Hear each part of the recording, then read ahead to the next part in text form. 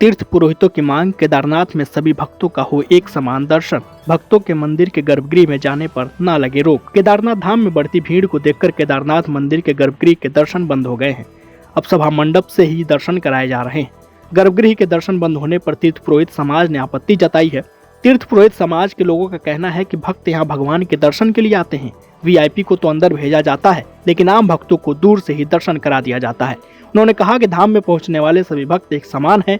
भक्तों के साथ अलग अलग व्यवहार नहीं होना चाहिए। यात्री गर्भगृह में जाता है, जलाभिषेक करता है, घी का लेपन करता है, अपनी पूजा को संपन्न करता है, लेकिन मंदिर समिति भीड़ कह करके जबरदस्ती सभी यात्रियों को बाहर से दर्शन करा रही है। ये परंपरा के खिलाफ है। जबकि जो वीआईपी जबरदस्ती किसी को मंदिर समिति के 100 रुपये की पर्ची दे रहे हैं, 300 रुपये की पर्ची दे रहे हैं, वीआईपी बना रहे हैं, उनको तो गर्भगृह में भेज रहे हैं।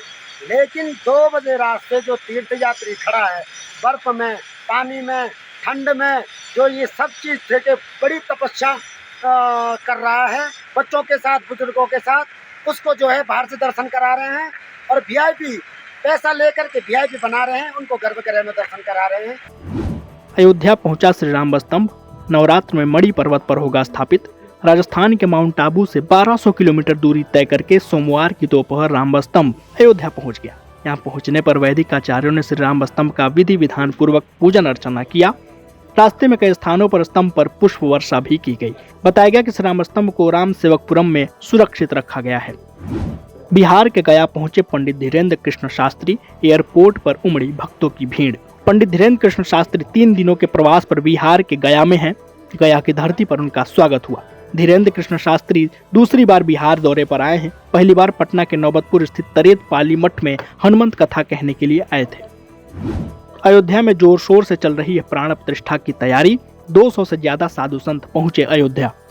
रामनगरी अयोध्या में इन दिनों तैयारियां जोर शोर से चल रही हैं। जैसे ही ये खबर आई कि 22 जनवरी को शुभ घड़ी होगी जब भव्य मंदिर में रामलला की प्राण प्रतिष्ठा की जाएगी।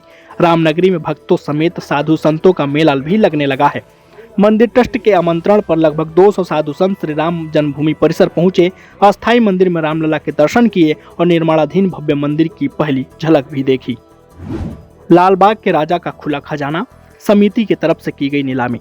लालबाग के राजा को हर साल करोड़ों का चढ़ावा चढ़ाया जाता है। इस साल उन्हें सोना, चांदी के अलावा electric bike, season cricket bat भी चढ़ाया गया है। इस पूरे चढ़ावे को समिति की तरफ से नीलामी के लिए रखा गया है।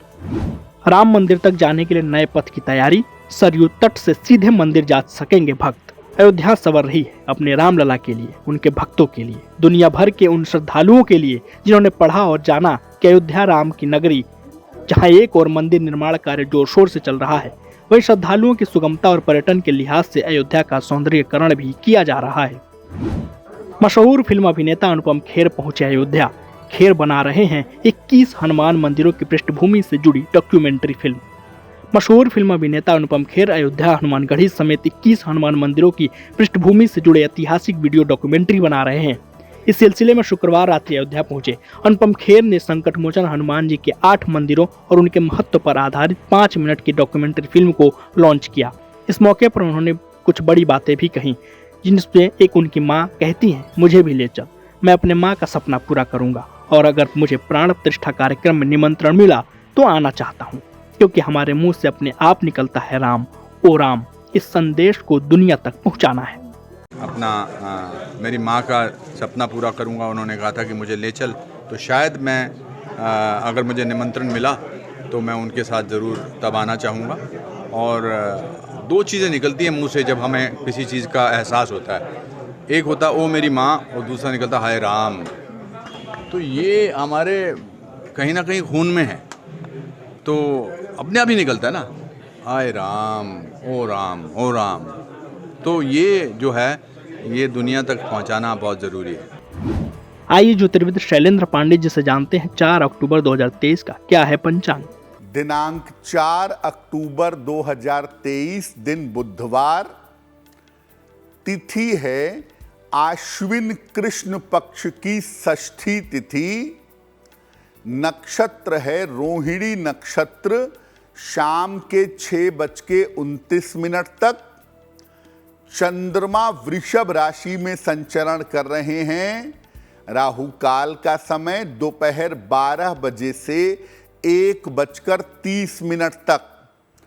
उत्तर दिशा की तरफ यात्रा करने की मनाही है, लेकिन अगर यात्रा करना जरूरी है, मजबूरी है, तो जरा सी हरी सौंफ खाकर और भगवान का स्मरण करके यात्रा करेंगे तो मुश्किलों से बचे रहेंगे। श्री राम के वनवास की पूरी कहानी स्तंभ में होगी अंकित। 4 भाषाओं में लिखी जाएगी राम कथा। वनवास के दौरान जिन जिन स्थानों पर मर्यादा पुरुषोत्तम श्री राम के चरण पड़े थे, उनकी अब गाथा स्तंभ के जरिए लोगों को बताई जाएगी। राजस्थान के बलुआ पत्थर से बने इस विशेष स्तंभ पर संबंधित स्थान से संबंधित जानकारियां वाल्मीकि रामायण में वर्णित श्लोक और उसके अर्थ स्थानीय 4 भाषा में लिखे हुए। इसकी शुरुआत अयोध्या की मणि पर्वत से होगी और यहाँ लगाए जाने वाला स्तंभ राजस्थान से अयोध्या पहुंच चुका है। भारतीय क्रिकेटर ऋषभ पंत ने किए भगवान बद्रीनाथ के दर्शन। बद्रीनाथ के मुख्य पुजारी रावल जी से लिया आशीर्वाद। भारतीय क्रिकेट टीम के खिलाड़ी ऋषभ पंत भगवान बद्री विशाल के दर्शन के लिए हेलीकॉप्टर से बद्रीनाथ धाम पहुंचे।